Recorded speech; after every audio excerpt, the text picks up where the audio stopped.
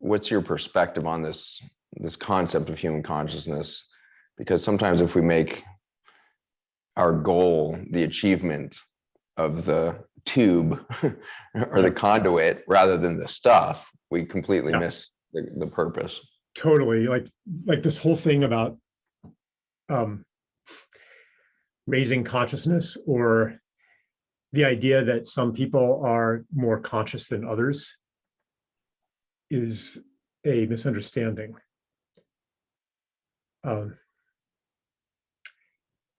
We are consciousness.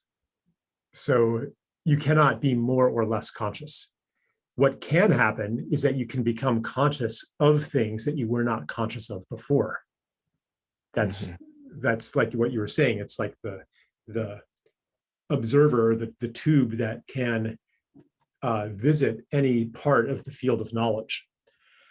And so what we really are striving for when we talk about expanding consciousness or raising consciousness or doing conscious capitalism or conscious business or conscious this or conscious that, really what the yearning is we recognize that there's something that's been in shadow that we have not been conscious of, that we really seek to bring into our awareness, to become conscious of that. And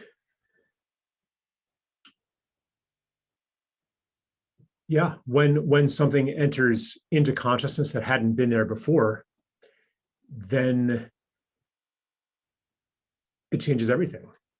It changes who you are, what you choose, how you know, how you relate, simply because you are attending to things that you had not attended to before. Yeah. And the power of attention is what brings something into the body. Like it becomes, anything you pay attention to becomes part of you. Like when we were together a month ago, like even when we were not talking, which seems actually was most of the time, yeah. You know, we were like in each other's field of attention. So like when you pay attention to anything, you are no longer who you were before that. You take on something, you take information in. I like to, I did this with my son one time.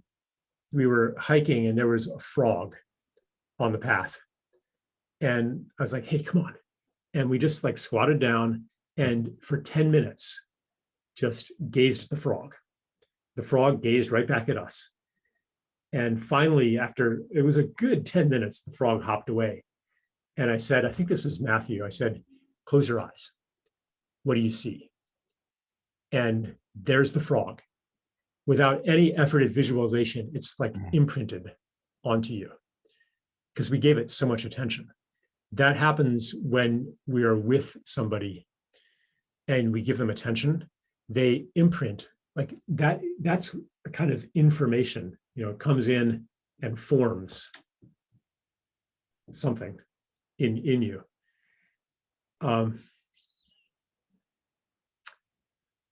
And I guess that is, to talk about consciousness, when we become conscious of things we had not been conscious of, then that new, like whole new realms of information can come in and form us. And I don't know, I'm feeling like we're getting pretty metaphysical here, but I guess I just want, you know, the calamity of the last couple of years. Ultimately, it's because we didn't value this kind of nourishment and this kind of information. It's sacred. Each other. Like, what is sacred if not each other? And the other, not just human other, each other.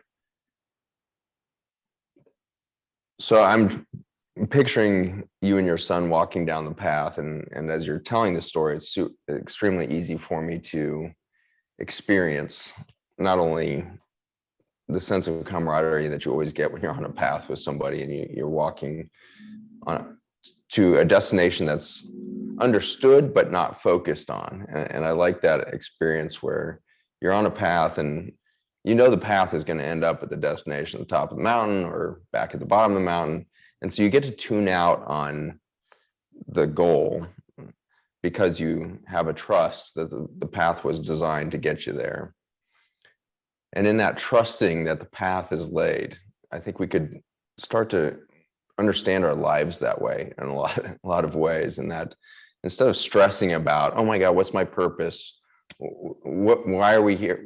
What's going to make this a useful life? And then, the world is so eager to show us all the check marks that we have to reach and what the goals are.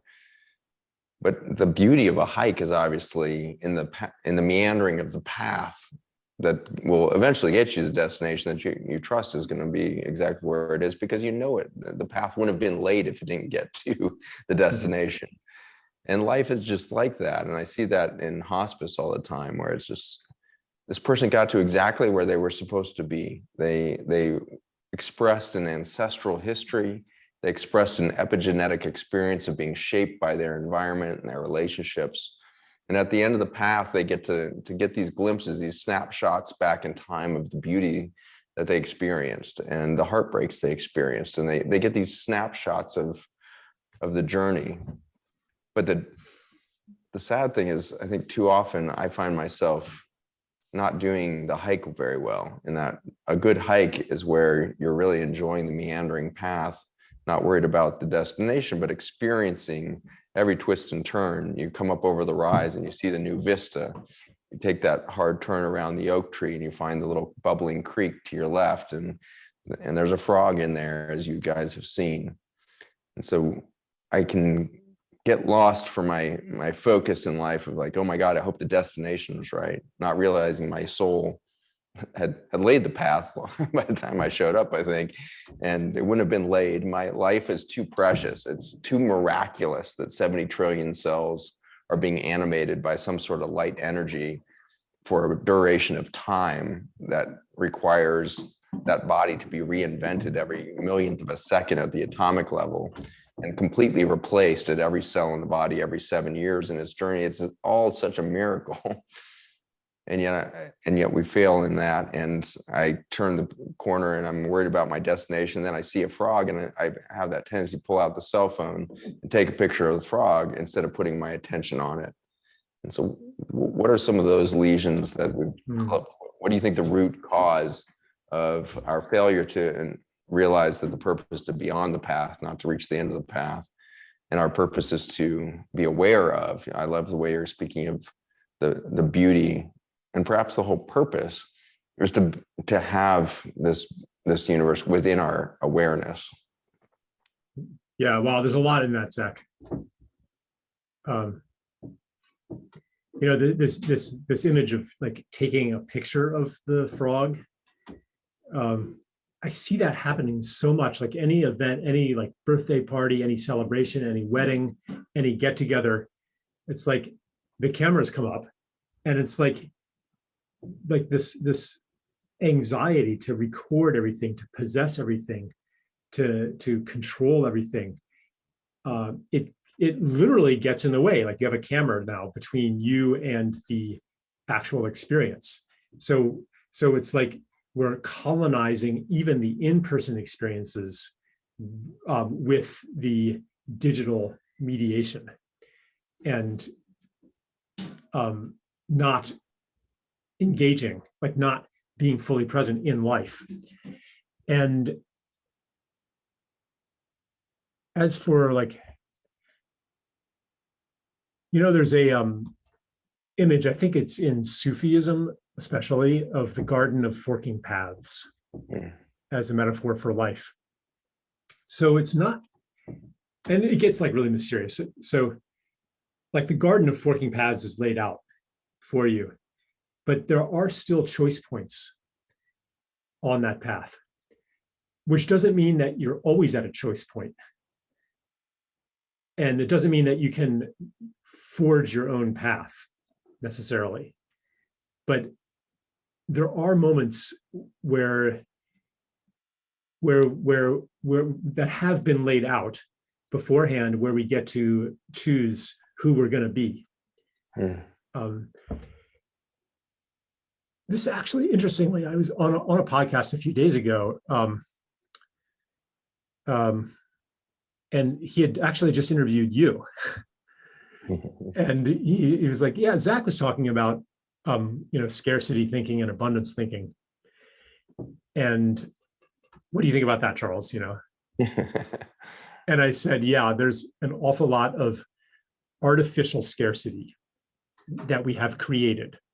Like, for example, the scarcity of touch, the scarcity of breathing together, the scarcity of pure water, the scarcity of darkness and silence, the scarcity of beauty, like so many things that we've created a realm, a built environment, an economy, that scarcity of money, scarcity of health, let's say that too, which comes from the scarcity of relationship and the scarcity of all these other things.